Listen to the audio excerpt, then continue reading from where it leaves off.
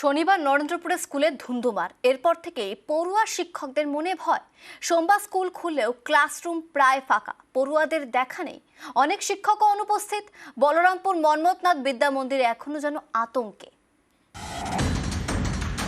নরেন্দ্রপুরের বলরামপুর মন্মথনাথ বিদ্যা মন্দির, এই স্কুলের এক ছাত্রীকে যৌন হেনস্থার অভিযোগ। এ নিয়ে শনিবার তুলকালাম। স্কুলে ঢুকে শিক্ষকদের বেধড়ক মারধর করা হয়।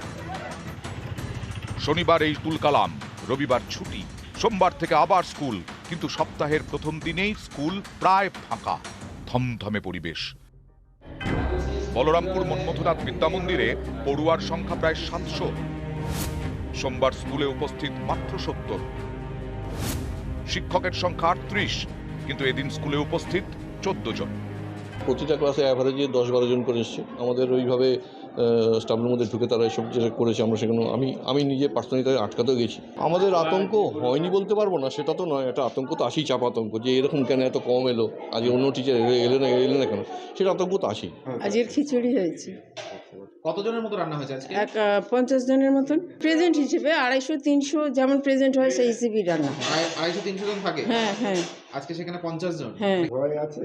স্বাভাবিক তো, একটা মানুষের মনের মধ্যে একটা তো চিন্তা ভাবনা, ভয় তো থাকবেই। স্কুল খুলেছে, কিন্তু আতঙ্ক কাটেনি। বলরামপুর মন্মথনাথ বিদ্যা মন্দির থমথমে। স্কুলে ঢুকে শিক্ষকদের মারধরের ঘটনার জল গড়িয়েছে আদালতে। কলকাতা হাইকোর্টে এদিন বিচারপতি বিশ্বজিৎ বসু নির্দেশ দেন, বারুইপুরের পুলিশ সুপারের নজরদারিতে তদন্ত করতে হবে। প্রধান শিক্ষক এবং ম্যানেজিং কমিটির সদস্যরা এখন স্কুলে ঢুকতে পারবেন না। বিচারপতি এও বলেন, শিক্ষা প্রতিষ্ঠানে ঢুকে শিক্ষকদের মারধর বা হেনস্থার ঘটনা কোনোভাবেই বরদাস্ত করা হবে না।